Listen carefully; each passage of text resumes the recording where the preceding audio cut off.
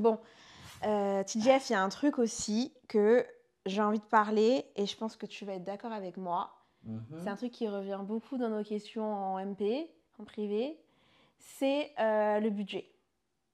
Ouais. Souvent, nous, on nous connaît parce qu'on n'a pas notre langue dans notre poche. Enfin, on a chacun notre façon de voir les choses. Mais tout le temps, ça revient.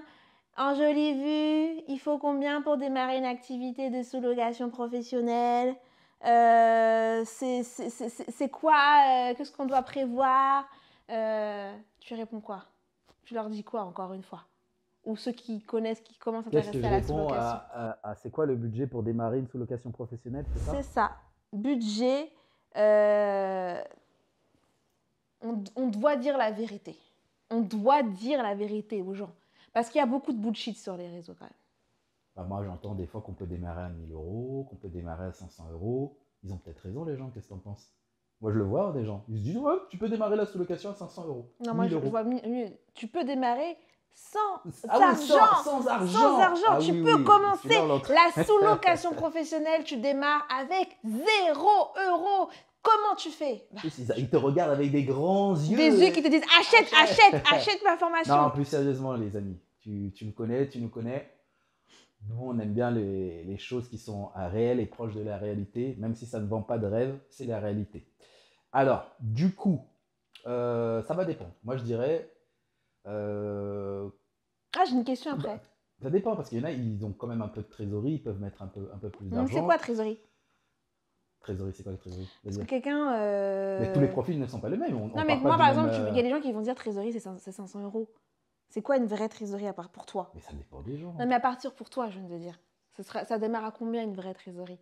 Quelqu'un qui dit, quand tu lui dis, est-ce que tu as une trésorerie? Il va te dire, ouais, j'ai 500 € de côté. Est-ce que c'est suffisant? Non, 500 euros, c'est c'est quoi pas une sérieux. bonne trésorerie? Non, c'est pas sérieux. Pour moi, pour lancer cette activité-là, au minimum, prépare un bon 5-6 000 euros, mais vraiment minimum. Si je devais donner un chiffre, c'est celui-ci. Après, on peut aller dans les détails, mais pour moi, tu n'as pas 5-6 000 euros sur tes comptes pour démarrer cette activité-là. Pourquoi 5 000 €? Retravaille ton jeu. Hein? Pourquoi 5-6 000 €? Pourquoi 5-6 000 euros? C'est simple. Moi, je sais, mais bon. Tu vas devoir déjà commencer par créer ta structure. On n'est pas là, on ne fait pas de la sous-location comme ça un petit peu. Non, c'est de la sous-location professionnelle. Donc, professionnelle dit, tu crées une société, peu importe, un SAS, SARL. Déjà, donc ça va te coûter. Ça va te coûter une certaine somme. 700, 800, 1000 euros, 1200 euros, plus ou moins. Allez, on va dire 1000 euros. Déjà, il y a ça. Ok? Il va falloir que tu déposes ton capital social, parce que tu es une société. Donc, tu déposes ton capital. Pas de banque en ligne, hein. Pas de banque en ligne. Alors, je sais pas ce que je conseille. Une banque classique, tu vas déposer peut-être 1000 euros capital social. Généralement, c'est ce que les gens font pour démarrer. Tu bouges beaucoup ta main. Ensuite, laisse-moi répondre à la question. Ensuite, il faut que tu prépares la partie aménagement, même sans parler d'aménagement. Déjà, tu vas avoir le propriétaire, loyer. Le loyer. Caution. Voilà. Caution. 2 mois de caution pour du meublé. Ça peut aller vite monter. Et 1 mois pour du nu. Ok? Donc, il faut prévoir déjà cette somme-là.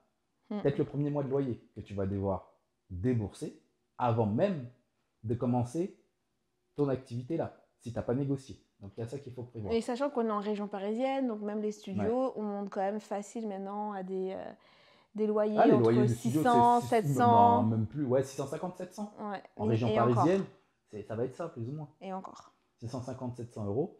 Donc, l'aménagement, si ce n'est pas du meublé, mais même si c'est du meublé, on sait comment ça se passe. Généralement, ce ne sera pas meublé comme on le souhaite. En tout cas, ce ne sera pas au niveau des meilleurs logements sur les plateformes qu'on utilise. Donc, il va falloir prévoir ça. C'est un petit budget. Mais je pense aussi là, les gens où ils ont... excuse-moi de te couper. Non, mais vas-y. Mais les gens aussi où je crois ils négligent la partie sous-loc, c'est que il faut quand même avoir une trésorerie effectivement pour la création, pour le premier bien, pour le loyer, etc. Mais aussi pour les imprévus. Évidemment. Et c'est pour ça que je dis, pour moi, les 5-6 000 euros, c'est même... C'est quoi comme type d'imprévu? C'est même petit, les imprévus que tu peux avoir. C'est, attends, tu fais une activité commerciale, il y a toujours des imprévus. Tu accueilles des gens, donc il y a toujours des imprévus. Il y a des moments où peut-être que tu ne vas pas louer, peut-être les premiers temps, comme tu veux. Alors, tu vois, il y a ça déjà à prévoir. Moi, j'ai une question. Ouais. Parce que je sais qu'il y a beaucoup de gens qui se disent est-ce que moi je peux, est-ce que moi je peux pas. Donc je vais donner plusieurs types de profils de budget Allez. Que j'invente dans ma Et tête. je suis obligé d'être Et transcendant. d'arrondir les angles ou... Non, non. T'es sûr? Cash, comme Ok. tu me fais avec tes yeux noirs quand je te dis un truc et t'es pas content. Allez, vas-y. Mais tu me dis, le but c'est que je me dise profil il y va, profil il y va pas. Let's go. Parce que souvent là les gens, donc je vais essayer d'un peu de mixer par rapport à tout ce qu'on Laisse-moi dit. boire un peu. Donc on dit, je crois que je suis un whisky thé. Non, c'est du thé, hein, pardon. Donc, est-ce qu'un étudiant de 18-20 ans qui est en fin d'études ou qui est encore dans ses études, il veut changer de la sous-location professionnelle, il vit chez ses parents, il est en alternance, il a un peu de trésor, il a à peu près 5 000 € de côté. Est-ce que tu dis fais de la sous-loc ou fais pas de la sous-loc? Il a 18-20 ans, il est encore à l'école, c'est ça? Ouais. En alternance? Oui. Il est entre 18 et 21 ans. Et il veut changer de la sous-location professionnelle. Ah, je dirais finis tes études quand même avant. Ah ouais? Ouais, finis tes études et pourquoi pas après, derrière, maximiser tes chances pour avoir le... Donc, tu le prendrais pas? Là, comme ça, non. Ok, d'accord. Maintenant, je suis une femme célibataire, sans enfant. Sans enfant. J'ai mon logement. J'ai envie de me faire un peu plus de... Parce que souvent, les gens viennent te voir pour faire plus de revenus. Mais il faut expliquer que quand tu es en société, les revenus, c'est plus... Bah, c'est dans la société. C'est dans la société. Pas dans... Et elle veut un revenu supplémentaire et faire de la sous-location professionnelle, mais pas en Île-de-France, un petit peu plus loin. Elle habite où? Je sais pas, elle habite en Île-de-France et elle veut faire dans le 60. D'accord, elle travaille dans quoi? Elle fait quoi? C'est quoi ses salaires? C'est quoi ses revenus? C'est quoi son épargne? Bon, bref, j'ai dit c'est... Bah, alors, c'est une femme, 25 ans, elle touche 1400 € net par mois.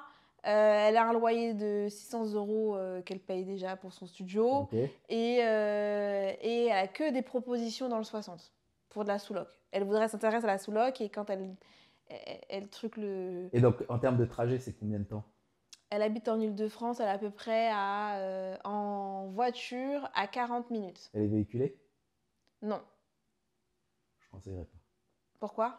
Parce qu'on sait très bien que dans ce type d'activité-là, surtout au début, tu vas devoir aller sur place. Tu vas devoir gérer des choses sur place. Et donc, si tu n'as pas de voiture, tu vas devoir prendre le RER ou je ne sais pas quoi, ou attendre une personne de ta famille ou je ne sais pas qui pour aller sur place, tu ne seras pas fluide. Et c'est une activité qui est professionnelle où il faut que tu sois fluide, rigoureux. Elle a une voiture?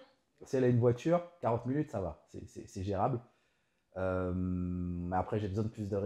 Mais bon, mais oui, pourquoi pas. Oui, pourquoi pas. Allez, oui. Oui, ok. Un homme qui gagne 2700 € net par mois, qui travaille beaucoup, du coup, forcément. Ouais. C'est en mode, il travaille de 10h à 20h. Et il veut se lancer quand même dans la sous-location professionnelle. Je lui conseillerais de trouver un associé qui peut-être a plus de temps et qui va pouvoir gérer un peu plus la partie opérationnelle. Et dernière question, du coup, deux personnes qui sont associées, mais ils ont deux visions différentes. L'un veut faire une nuit, l'autre veut faire des 3 nuits, veut faire de la location courte durée. Il y en a un qui a un peu plus de trésorerie que l'autre, donc il se sent légitime d'imposer plus ses choix que l'autre.